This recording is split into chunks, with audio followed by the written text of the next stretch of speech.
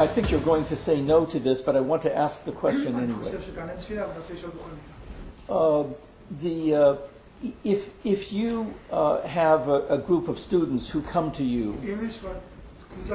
for a period of time, not just for an afternoon, and you want to convey to them the essence of Kabbalah, the principles, the basic ideas, are there 5 or 12 or some specific number of ideas that you want to convey to them? Ken? Yes. There are? Yes. Good. About how many? There are maybe 3, 4, or 5 principles. Okay, let's say 5. First of all, that there's an upper force that we all live in. And we are the egoistic parts that are opposite to it. Our egos evolve, as we said, for the past few thousand years in this world. At the end of this development, we will reach a state that we have to unify with this force. Who are we? That's the second principle. This upper force is entirely good, bestowing and giving, and it created us opposite itself as egoists, in order that the ego will develop in us to a point where we can reveal that our nature is destructive, and that there's nothing worse than it. And that we want to burst out of this in the same way that we would want to break free from an old skin, and to become like it. Then, by the method of Kabbalah, we will be able to become like it. The third principle, we are one soul, one egotistical desire that was created by the upper one as one desire, the desire to enjoy. And we were shattered into thousands and millions of parts called individual souls. And they are what develops during this whole process. We have to correct ourselves to become like the Creator, and that means that we all need to unify together. All the souls have to come back into one soul together. Really, in the egotistical manner in which we are divided, we hate one another. And our correction is to be the opposite, that we should see that our ego is destructive and that we want to connect back together.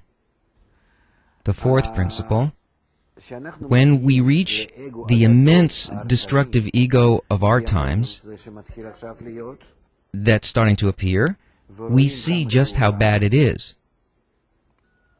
There are now 2 ways.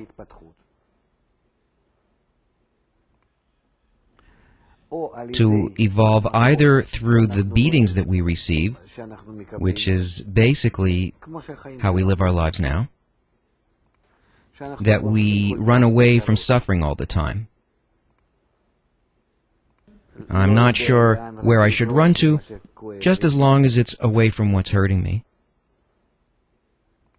Or that I reveal before me the goal by the method of Kabbalah, and I develop in this so that it will attract me to my development. The first is the path of evolution, and that's called the path of suffering. And the second path is called the path of light.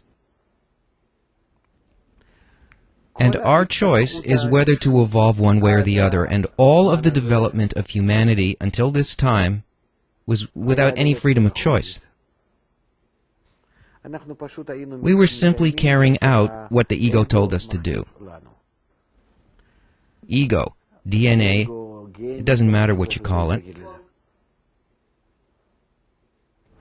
Rather, people now have a desire that is for something beyond this world.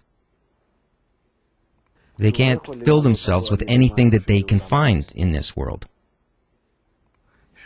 So they ask themselves why they exist, and they don't know why.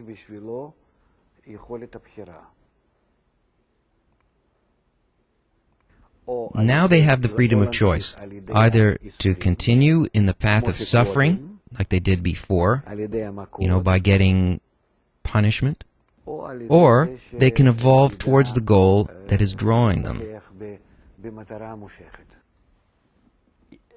The path of spiritual development, the minute that one discovers the wisdom of Kabbalah,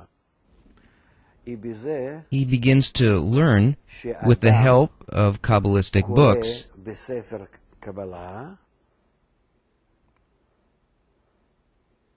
about his more corrected and his more advanced state. And then, when he reads about it, he's drawn to this advanced state.